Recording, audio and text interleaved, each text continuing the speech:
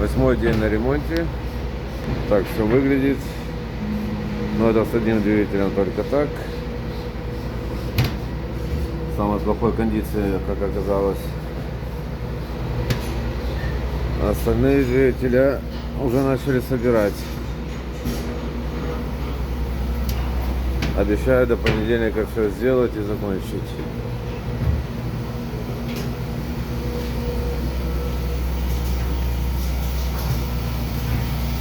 Здесь еще сварочные работы идут, все меняют.